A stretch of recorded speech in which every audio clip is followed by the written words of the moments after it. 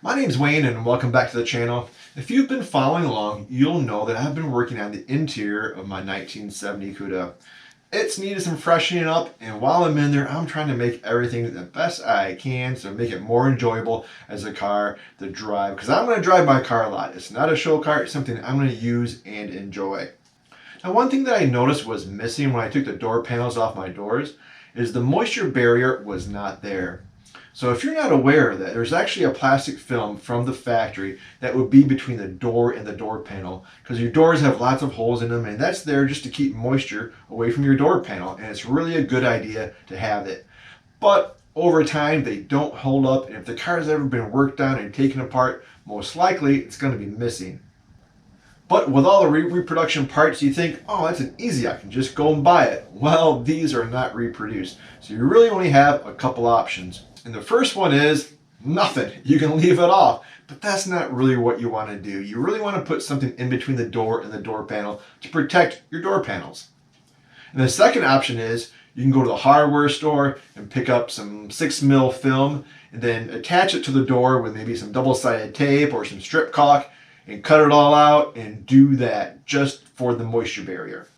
Now the third option is a product called Dynamat. They make a sound deadening material that you can apply to the interior of your vehicles, and they also make a custom cut one for the Mopar E-bodies.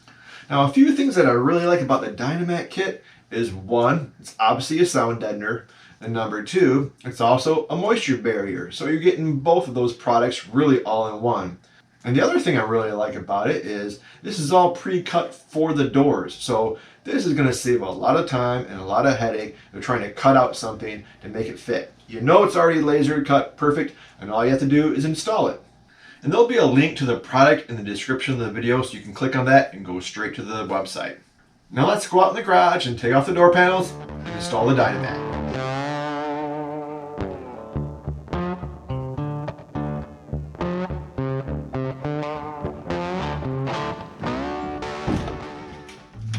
The first thing I like to take off when removing the door panel is the window crank arm, and that's a 5/32 Allen wrench.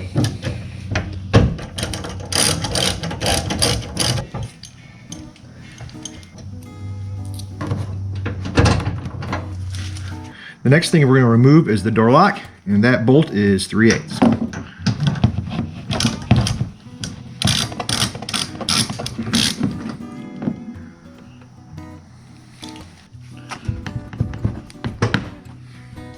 The next thing we remove is the door pull, and that has a 7/16 bolt. This one's a little trickier because you almost need to hold the door pull open while you get in there with your socket and ratchet.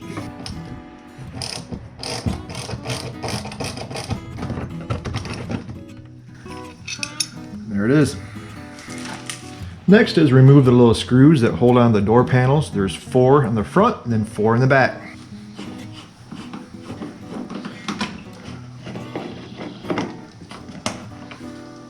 Now last but not least are these 2 larger Phillips head screws in the armrest.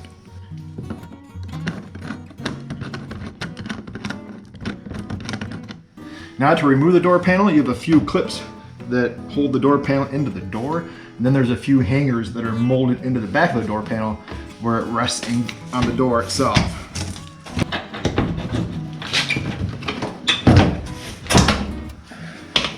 That's simple. So today's Hot Rod Trivia Question of the Week is... So the trivia question for the week is, so Mopar had 2 wing cars, this 1969 Dodge Charger Daytona and the 1970 Plymouth Roadrunner Superbird. Do you think one of those had an aerodynamic advantage over the other? Well, stick around to the end of the video and I'll let you know. Since the Dynamat is an adhesive back material, we're going to give the door panels a good spring cleaning and wipe them all down with some wax and grease remover.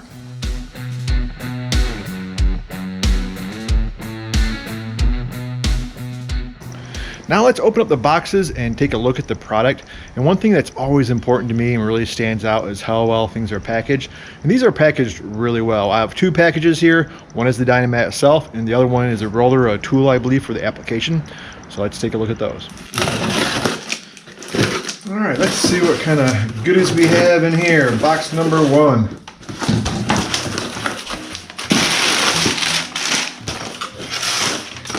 All right, so there you go. You have a Dynamat official roller tool. So this is going to help us apply the Dynamat to the actual door panel, help get it laying flat and sticking to the door itself. All right, there you go. Wooden handle, wooden roller. It's pretty quality. That should work. And we have a nice Dynamat equipped sticker. We'll find a good place for that.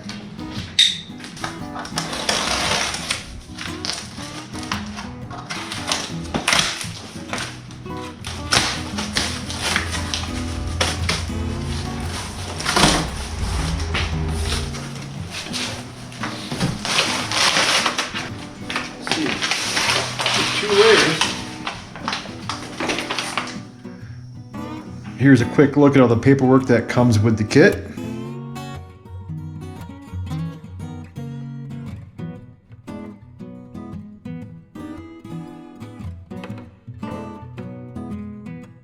All right, so first thing I'm going to do is cut out each piece respectively. That way I can get in a good idea of how it's going to fit up in the door.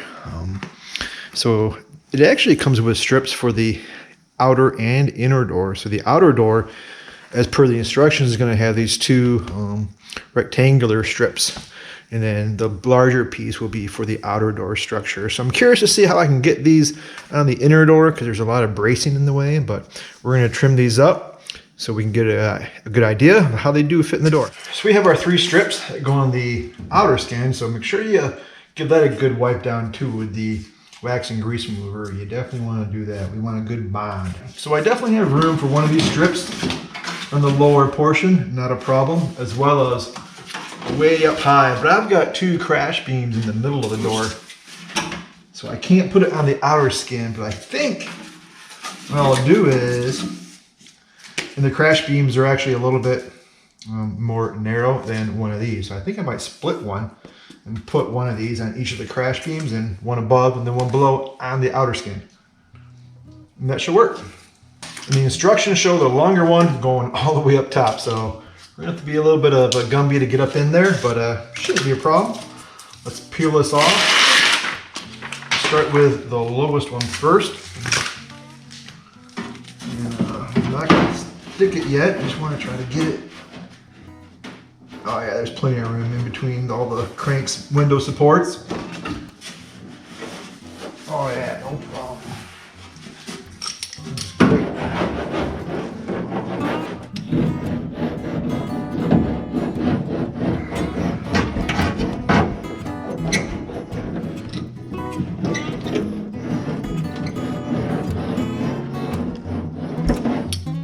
So here's a look at the crash beam I'm talking about. So I can't put one in the middle of the door, and there's another one of these right above it. So I'm going to take the shorter one. I'm going to cut this in two.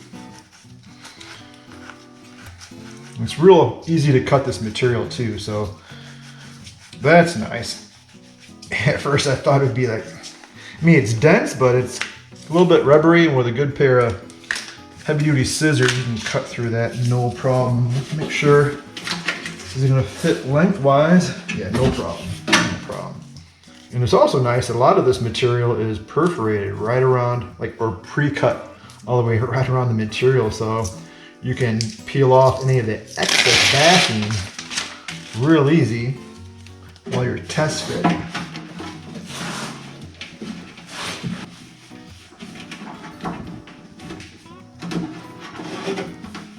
All right.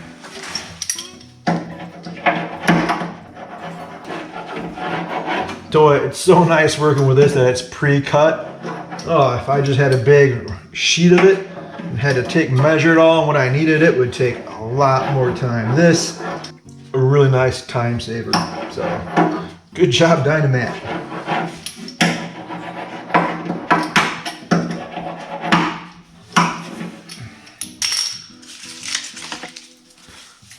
And we'll try the second piece on the upper crash beam.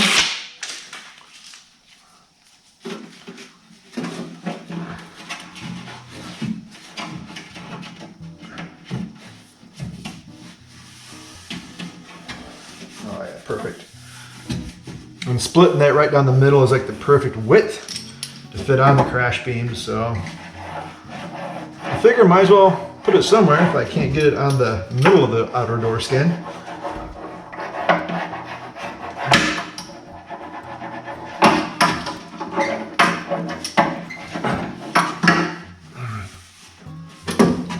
Alright. Alright, now time for the last one. Let's see.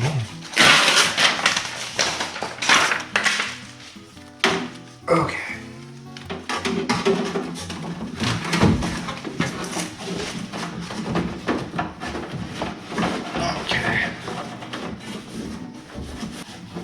Okay. It's a little tricky, but not bad. You just want to make sure you get it level and high enough. You have to get pretty high up in there to go above the crash beam. You're kind of doing it blind, so you just want to make sure it's fairly straight. You can get most of it with the roller.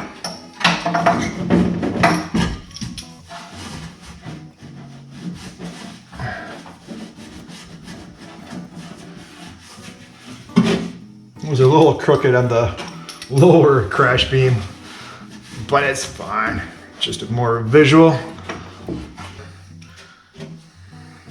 You know, it's going to take a lot of that tinty noise out of the door and really make it more solid. This is going to be great. Again, so here's the lower strip on the outer skin, and probably can't see all the other ones, but there's the one on the lower crash beam. So I trimmed up all the excess backing material the best I could, and now we're going to see how it lines up on the door. All right.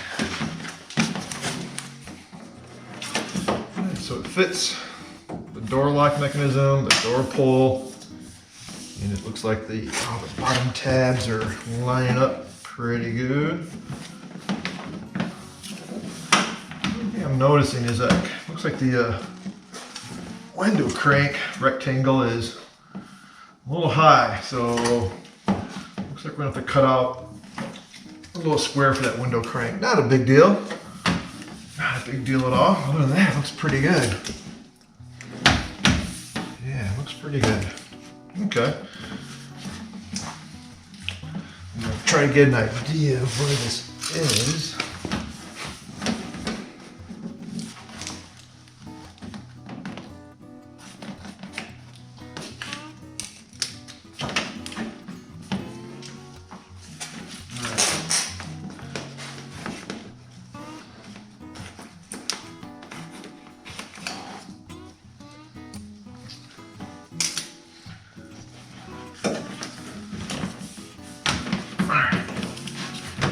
Alright, that's better.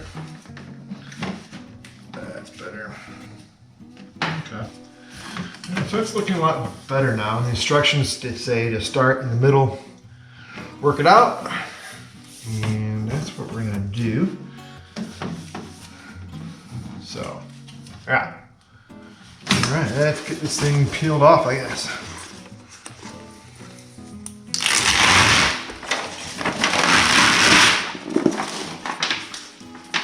Okay.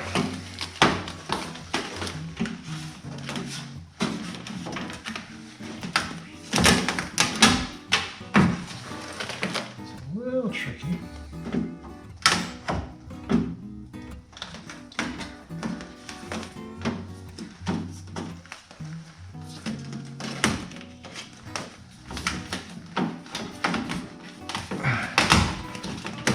All right, we're just gonna commit. Go with it here, I think.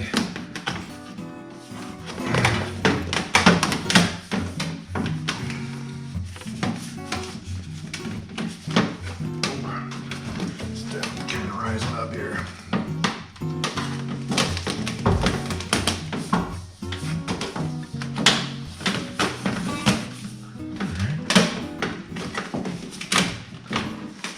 the good thing is if you do need to move it around, you can bring it up and re-stick it, and it doesn't really seem to lose any of its stick. So,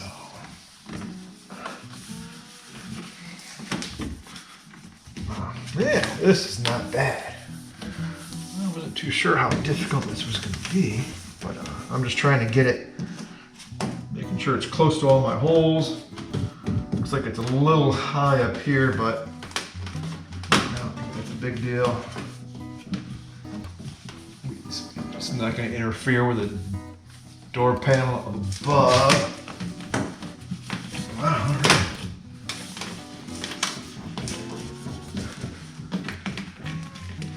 I'll come down and make my little trim for this.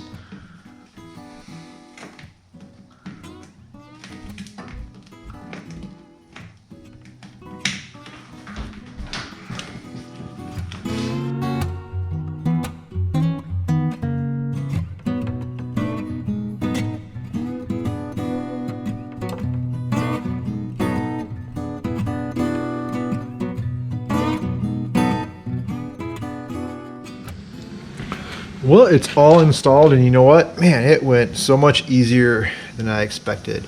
And I think that's a big part of it, doing to be pre-cut and already trimmed, because that would have taken a lot of work to try to trim out a bunch of material for the door specifically. But man, it looks great. And you know, check this out. That is solid. You know, it sounds like a new car. So quiet versus you don't hear any of that metal ringing sound like you normally do when you close these doors. That's gonna be a world of difference. Wow, that's awesome. So impressed with that. That's gonna really quiet the car down a lot, get rid of a lot of that road noise, not just when you're opening and closing doors, but that's gonna be fantastic. So the answer to the trivia question is, both of those cars, the Daytona and the Superbird, were very aerodynamic. But the Daytona had an aerodynamic advantage. It had a CD of 0.29 versus the Superbird 0.31, which allowed the Daytona to go 1 to 3 miles an hour faster. Here's a look at the driver's side. It came out just as nice. Has a pre-cut hole there for the remote mirror, so that was a nice bonus.